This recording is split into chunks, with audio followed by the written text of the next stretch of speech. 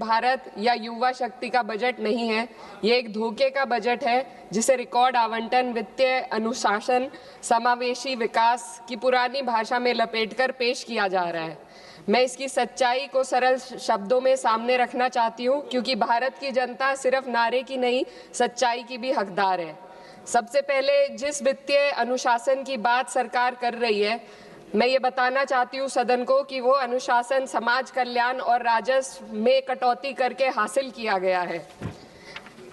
इस सरकार बजट के आकार को जोर शोर से बड़ा बता रही है, लेकिन गरीबों के कल्याण के लिए बजट में घुटन है। उनके लिए खर्च का दायरा लगातार सिकुड़ रहा है। देश पर कुल कर्ज जीडीपी का करीब 55% है। ब्याज भुगतान में ही बजट का लगभग 1/4 हिस्सा चला जाता है, जो कुल राजस्व का 40% है। आम आदमी को इस बजट साइज से कोई फायदा नहीं। यह साइज पुराने कर्ज चुकाने के काम आ रहा है, गरीबों के कल्याण में नहीं। अध्यक्ष महोदय, सरकार ने 2019 में कॉर्पोरेट टैक्स में उद्योगपतियों को छूट दी थी और कहा था कि 30% टैक्स घटाने से निवेश और रोजगार बढ़ेगा। बाद में आरबीआई की रिपोर्ट ने स्वीकार किया कि कंपनियों ने लगभग 1.5 लाख करोड़ के लाभ का उपयोग कर्ज चुकाने, नकदी जमा करने और बकाये बायबैक में किया, ना कि नए निवेश या रोजगार में। कॉर्पोरेट टैक्स टू जीडीपी अनुपात घटा है, मुनाफा बढ़ा, लेकिन रोजगार ठहर गया है। ऑटोमेशन और ठेका श्रम ने स्थायी नौकरियों की जगह ले ली। आज भी एमएसएमई को कर्ज नहीं मिल रहा। युवाओं में बेरोजगारी बनी हुई है और असमानता लगातार बढ़ती जा रही है। शीर्ष 1% ने विकास का बड़ा हिस्सा अपने पास रख लिया, जबकि बाकी जनता ने अप्रत्यक्ष करों और कटे हुए कल्याण के माध्यम से इसकी कीमत चुकाई है। ये विधेयक उसी कॉर्पोरेट प्रथम नीति को जारी रखता है। ये सुधार नहीं, बल्कि बड़े उद्योगों के सामने आत्मसमर्पण है। पहले भी सरकार एक गलती फिर से दोहराने जा रही है। सरकार उद्योगों को सीएसआर में छूट दे रही है। सीएसआर फंड से जनता के लिए जरूरी विकास कार्य किए जाते हैं। सरकार ने पहले भी कॉर्पोरेट टैक्स में जो छूट देकर निवेश और रोजगार बढ़ाने का वादा किया था, लेकिन इस छूट का फायदा सिर्फ उद्योगपतियों ने कर्ज चुकाने में किया, ना कि देश के अंदर रोजगार या विकास में हुआ। अब सीएसआर में ढील देकर सरकार ठीक वही गलती दोहरा रही है। इससे स्कूल, सड़क और अस्पताल जैसी बुनियादी विकास कार्यों पर फर्क पड़ेगा। इनकम टैक्स और जीएसटी आज देश की कुल आमदनी का 65% है। नौकर पेशे और मध्यम वर्ग आज देश को चला रहे हैं। वहीं बड़े उद्योगपति जो 2015 में 62% योगदान देते थे, आज मात्र 40% ही दे रहे हैं। ये साफ है, उद्योगपतियों मित्रों को राहत दी जा रही है और आम जनता के लिए आफत बढ़ाई जा रही है। पिछले 1 दशक से मजदूरी बिल्कुल नहीं बढ़ी। पहले छोटे से छोटा आदमी अपनी मजदूरी बचाकर डाकखाने में जमा करता था। आज 2 वक्त की रोटी का इंतजाम भी मुश्किल हो गया है। आरबीआई का डेटा बताता है कि पर्सनल लोन 500% बढ़ गया है। लोग लोन अपनी तरक्की या मकान के लिए नहीं ले रहे, बल्कि रोजमर्रा की छोटी छोटी जरूरतों को पूरा करने के लिए आज ले रहे हैं। इस फाइनेंस बिल ने देश के सबसे कमजोर वर्गों के विकास, कल्याण और रोजगार सृजन के लिए कोई समाधान नहीं दिया। आय बढ़ाने का कोई रोड मैप नहीं है। युवाओं की नौकरियों का सपना टूटता जा रहा है। अध्यक्ष महोदय, देश की अर्थव्यवस्था कई फैक्टर्स पर निर्भर करती है। हाल के दिनों में सरकार ने 2 बड़े ब्लंडर किए हैं, जिनका बोझ आम जनता को उठाना पड़ रहा है। एक हमारी यूएस के साथ जो ट्रेड डील है, और दूसरा विदेश नीति में अमेरिका के सामने जो हमारा आत्मसमर्पण है। खाड़ी क्षेत्र में कभी भारत का रुख स्वतंत्र और संतुलित था, लेकिन आज हमें दूसरों के संघर्ष में उलझकर नुकसान उठाना पड़ रहा है। ईरान अमेरिका इजराइल विवाद में भारत एशिया का सबसे बड़ा नुकसान उठाने वाला देश बना है। चीन सस्ता तेल लेकर अपने नागरिकों को राहत दे रहा है, जबकि हमारे यहाँ एलपीजी और पेट्रोल की कीमतें लगातार बढ़ती जा रही है। ईरान जैसे पुराने मित्र के कठिन समय में हम खुलकर समर्थन नहीं कर सके और आज गैस आपूर्ति के लिए बार बार अनुरोध करना पड़ रहा है। विदेश नीति साहस और स्पष्टता से चलती है।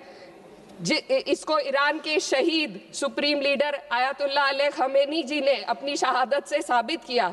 36 साल की उम्र के लीडर ने कभी 56 इंच की छाती का दावा नहीं किया, बल्कि जब जरूरत पड़ी तो अमेरिका के सामने झुकने की बजाय उन्होंने शहादत को गले लगाना पसंद किया। लचर विदेश नीति ने देश को महंगाई और आपूर्ति के संकट की दहलीज पर लाकर खड़ा कर दिया है। सरकार कहती है भंडार पर्याप्त है, तो कीमतें क्यों लगातार बढ़ती जा रही है? अमेरिका के साथ जो हाल है वह व्यापार समझौता भी यही बताता है। आज भारत अमेरिका के साथ $40 बिलियन का ट्रेड सरप्लस रखता है, लेकिन इस समझौते के बाद हमें हर साल $100 बिलियन का आयात करना पड़ेगा। इससे सरप्लस घाटे में बदल जाएगा। इस ट्रेड डील ने देश के किसानों को अमेरिका के अमीर किसानों के हाथों बेच दिया है। अगर ट्रेड डील करनी ही थी तो पहले देश के किसानों को अमेरिकी किसानों की तरह भारी सब्सिडी देते, उन्हें तैयार करते और फिर ट्रेड डील करते। यह तो वैसा है जैसे दौड़ में किसी के हाथ पैर जंजीरों से बांध दिए गए और फिर कहा जाए अब दौड़ कर दिखाओ। हमारे किसानों के हाथ पैर महंगी यूरिया, महंगी बिजली और महंगे कृषि यंत्रों से बंधे हुए हैं। अध्यक्ष महोदय, फाइनेंस बिल पर बात हो और महंगाई पर बात ना हो तो आम लोगों के साथ अन्याय है। आम आदमी के लिए रोजमर्रा के खर्चे महंगे होते जा रहे हैं। एलपीजी, स्वास्थ्य और शिक्षा की महंगाई सबसे अधिक है। सरकार 2025 में महंगाई को 1.7% बताती है। सर 2 मिनट बस कंक्लूड कर रहे हैं। लेकिन मेडिकल महंगाई 14% है, ये एशिया में सबसे ज्यादा है। और शिक्षा की महंगाई 12% तक पहुंच गई है। कई परिवार अपनी आय का आधे से ज्यादा हिस्सा सिर्फ एक बच्चे को पढ़ाने के लिए या उसकी विवाह करने के लिए खर्च करने पर मजबूर है। पिछले बजट में वित्त मंत्री ने एम्प्लॉयमेंट लिंक्ड इंसेंटिव स्कीम की घोषणा की थी। उम्मीद थी इससे 4 करोड़ नौकरियां बढ़ेंगी। 2 लाख करोड़ का बजट भी दिया गया, लेकिन ये योजना एक भी युवा को नौकरी देने में असफल रही। इसी तरीके से पीएम इंटर्नशिप स्कीम का हाल भी यही है। 1.6 लाख का ऑफर दिया गया। Sir 2 minute. 16,000 युवाओं ने ज्वाइन किया, आधे से ज्यादा बीच में छोड़कर चले गए और अंत में सिर्फ 95 युवाओं को नौकरी मिली। सरकार ने चुपचाप इसका बजट 95% घटा दिया। जब आप हेडलाइन मैनेजमेंट, दिखावा और लोगों को बेवकूफ बनाने के लिए स्कीम बनाते हैं तो उसका हश्र यही होता है। मैं अंत में किसानों की बात करना चाहती हूँ। ग्रामीण विकास और कृषि कल्याण पर देश की पीढ़ी आबादी निर्भर है। इस मंत्रालय का पिछले वर्ष का बजट सरकार खर्च ही नहीं कर पाई। 53,000 करोड़ ग्रामीण विकास और 7,000 करोड़ कृषि कल्याण के लिए बेकार पड़ा रहा। गांव, किसान और मजदूर मदद की उम्मीद कर रहे थे, लेकिन सरकार हाथ पैर बांधे बैठी रही। अध्यक्ष महोदय, इसलिए मैं इस सदन से मांग करती हूं कि इस वित्त विधेयक को खारिज किया जाए। 2019 की कॉर्पोरेट टैक्स कटौती को वापस लिया जाए। सामाजिक क्षेत्र पर खर्च को कम से कम जीडीपी का 6 से 8% तक बढ़ाया जाए।